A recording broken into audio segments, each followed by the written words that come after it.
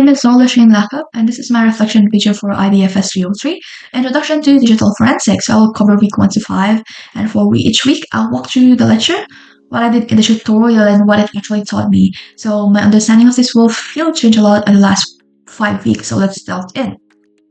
So week 1 and week 2 were basically the foundation. So for week 1, it's about what digital forensic actually is. So this includes chain of custody, validated tools, repeatable results, and it's all under ISO 27037 standard. So we also differentiate between public sector investigation, which runs on search and seizure laws, and we got private sector one, which runs on internal policy. Then for week 2, it took us into the laboratory itself. So in there we discussed accreditation, lab manager duties, and the physical security inside the lab. So in the tutorial of week 1 and 2, I went through an autopsy findings. I haven't used actual tool yet, but we did use the export. And then we built examiner notes and a report outline. So I checked the acquisition and verification hashes and it is a match.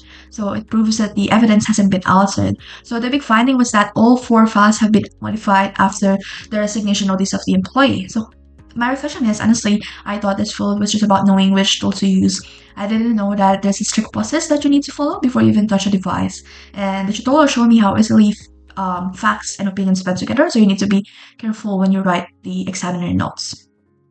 Week 3 covered static versus live acquisition. So static means it is write blocked and repeatable. Live is only justified if a drive is encrypted and the machine is still logged on. So we got 4 acquisition methods. We got this to image. This is the most common and flexible. This to this. So for when that imaging fails. We got also partition to partition, which is a copy of one volume, and partition to data file, which is a simple file copy. So this to image is the default one. So in this tutorial, I hash a file with a get file hash in the command prompt, and again using with hxe. hxe is a tool, so they match. So I carved a hidden JPEG out of a container file as well, and I found it from offset 1000H to 11F0H.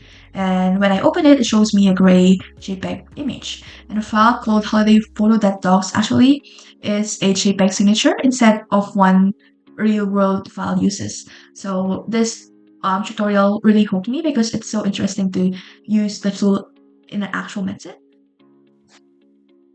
For week 4, it's about applying the rules of controlling digital evidence. So you need to identify it correctly, and also the chain of custody should be included for the process such as transporting, storing, and hashing. So in the tutorial, I use the FTK imager, autopsy, and HXD.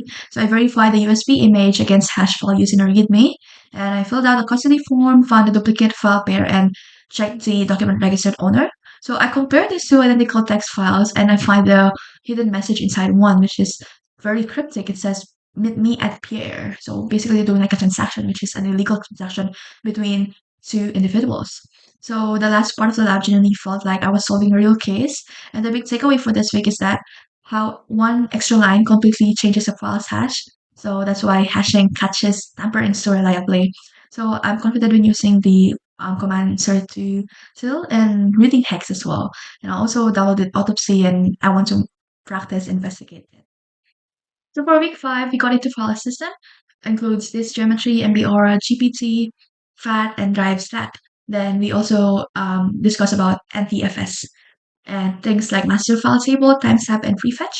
So in the tutorial, I work across a FAT16 image and an NDFS image using HXC. I also used the sleuthkit and PECMZ.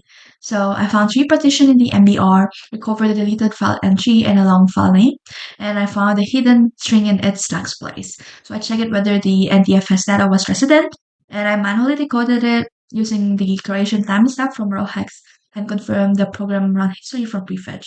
So it's actually a pretty complicated week, but that said, I did check some cross-check, and that's the best piece of method that I did all term.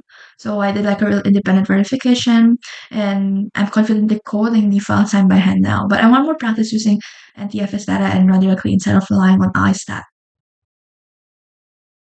Back, the thread through all 5 weeks is traceability and verification. So it's not just about getting the right answer or proving this or that, but it actually follows a strict guidelines on how you get there. So it was abstract on week 1 and 2, but it became real in week 3. And when I logged a failed hash instead of ignoring it, it got concrete on week 4 to see how one line changes the hash. And in week 5, it was so powerful.